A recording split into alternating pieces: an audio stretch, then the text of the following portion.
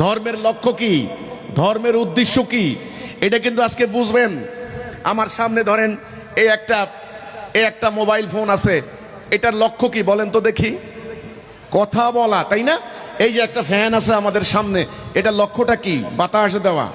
আচ্ছা, ফ্যানটা যদি বাতাস না দেয়, এই ফ্যানের কোনো দাম আছে? ফ্যান বাতাস না দিলে ফ্যানের কোনো দাম নাই। ধর্মের একটা লক্ষ্য আছে, উদ্দেশ্য আছে।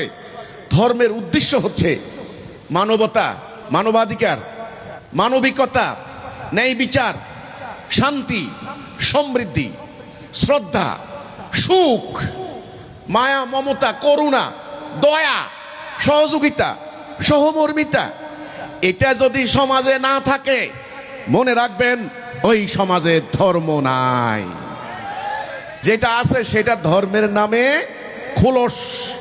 আচ্ছা ধরেন এই যে এই বাক্সটার ভিতরে এই যে এই টিস্যুগুলো রাখার জন্য বানানো হয়েছে। এখন ধরেন এই বাক্সের মধ্যে একটা টিস্যু নাই, একটাও নাই। এবং টিস্যুগুলোর উদ্দেশ্য হচ্ছে এটা বের করে আপনি ঘাম মুছবেন, এটা হলো উদ্দেশ্য। এখন একটাও টিস্যু নাই, তাইলে এই বাক্সটা কি খোলস না? ধর্মের যে উদ্দেশ্য, সেই উদ্দেশ্যটা কি আজকে আছে? আপনি ভারতের দিকে তাকান, ভারতে 150 কোটি হিন্দু পূজা করে, প্রার্থনা করে। হিন্দু অন্যান্য জাতিও আছে, আমার পরিসংখ্যানে আমি এমনি বাইদাবাই বললাম 150 কোটি, হয় ধরেন 100 কোটি হিন্দু আছে ওখানে। তারা তিলক চন্দন লাগায়, তারা ওই যে মন্দিরে যায়, তারা আপনার হলো ওই যে পুরোহিতদেরকে দুধ কলা খাওয়ায়, গীতা পাঠ করে, ঘন্টা বাজায়, নানান ধরনের পূজা প্রার্থনা করে ভারতে। মানুষে মনে করে খুব ধর্ম পালন হচ্ছে, কিন্তু ধর্মটা কি? ধর্ম কাকে বলে? ধর্ম কোরআনে কিন্তু এই শব্দটা নেই। কোরআনে আছে দ্বীনুল হক। হক মানে সত্য, সত্য জীবন ব্যবস্থা। তাহলে এই মহাভারতে এই যে হিন্দুরা এই যে পূজা করছেন, প্রার্থনা করছেন, সেখানে গিয়ে দেখেন শান্তি, ন্যায় বিচার, সুবিচার, মানবতা, মানবাধিকার আছে। আমি ভারতের কথা শুধু উদাহরণ দিয়ে বলছি। ইউরোপে যান, খ্রিস্টানরা দেখবেন গির্জায় যাচ্ছেন, প্রিস্ট, পুরোহিত ধর্মগুরুদেরকে শ্রদ্ধা করছেন, বাইবেল পাঠ করছেন, কিন্তু শান্তি নাই। গত দুইটা বিশ্বযুদ্ধের পর এই পর্যন্ত 4.5 কোটি মানুষ খুন হয়েছে, মানবাধিকার লঙ্ঘিত হয়েছে। আপনার মিয়ানমারে যান, বৌদ্ধ, সেখানে 40,000 বর্গ মাইলের মুসলমানদেরকে তাড়িয়ে দিয়ে সেখানে 30 লক্ষ মুসলমান আজকে উদ্বাস্তু।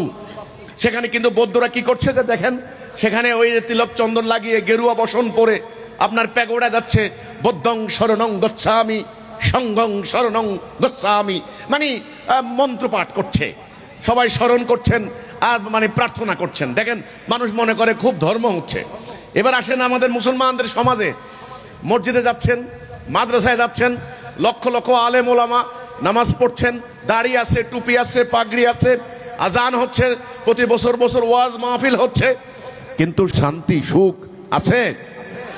চুরি, ডাকাতি, খুন, রাহাজানি, হত্যা, ধর্ষণ, বলৎকার, অফিসে যান ঘুষ, পুরা রাষ্ট্র সুদের জ্বালায় আক্রান্ত, মানুষের পাড়ায় পাড়ায় কিশোর গ্যাং, মানুষ অশান্তির আগুনে জ্বলে পড়ে সারখার হয়ে যাচ্ছে। মানুষ এক বান্ডেল টাকা রাখতে পারে না পকেটে, রাখতে পারে না ব্যাংকে, রাখতে পারে না ঘরে, রাখতে পারে না মানি ব্যাগে। বাসে উঠে সেখান থেকে কেটে নিয়ে যায়। বাসে উঠে কি একটা অজ্ঞান পার্টি বাইরে এসে খাওয়াই অজ্ঞান করে তারা সব নিয়ে যাচ্ছে। তারপরে ডাইনে চোর, বামে চোর, সামনে চোর, পিছনে চোর। ধর্মের যে উদ্দেশ্য ওটা কি আছে? নাই, খোলস। এখন ধর্মের এই উদ্দেশ্য কিভাবে বাস্তবায়ন হবে? আবার বলি, এই যে ফ্যান, ডানা আছে, কয়েল আছে, সব আছে, স্ট্যান্ড আছে, সব আছে, কারেন্ট নাই, বিদ্যুৎ নাই। আপনার দেহের মধ্যে আপনার হলো হাত আছে, পা আছে, চোখ আছে, মাথা আছে, প্রাণ নাই। আপনাকে কেউ মাটির উপরে রাখবে? আপনাকে মাটি চাপা দিবে না? কেন মাটি চাপা দিবে? কেন? কারণ এই প্রাণহীন দেহ দুর্গন্ধ ছড়াবে। এই জন্য তাড়াতাড়ি করে এটাকে মাটি চাপা দেওয়া হচ্ছে। একটা গাড়ি, চাকা আছে, স্যাসিস আছে, বডি আছে, একটা গাড়ির সিট আছে, কিন্তু গাড়ির ইঞ্জিন নাই। ইঞ্জিন না থাকলে কি হয় জানেন? গাড়িটার যে উদ্দেশ্য আপনাকে গন্তব্যে নেওয়া, সেই উদ্দেশ্য গাড়ি দিয়ে আর হয় না। ওই গাড়ি গ্যারেজে ফেলে রাখা হয়, ওই গাড়ি আস্তে আস্তে নষ্ট হয়ে যায়, শেষ। ইসলামের একটা উদ্দেশ্য আছে, আপনার জীবনের একটা উদ্দেশ্য আছে, এই পবিত্র কোরআনের একটা উদ্দেশ্য আছে, নবী করিম সাল্লাল্লাহু আলাইহি সাল্লামের আগমনের একটা উদ্দেশ্য আছে। সেই উদ্দেশ্যটা জানাই হলো আপনার প্রথম জ্ঞান, প্রথম এলেম, প্রথম নলেজ। যারা এই জ্ঞান হাসিল করবেন তারাই হলেন আসল জ্ঞানী, এরাই হলেন আলেম।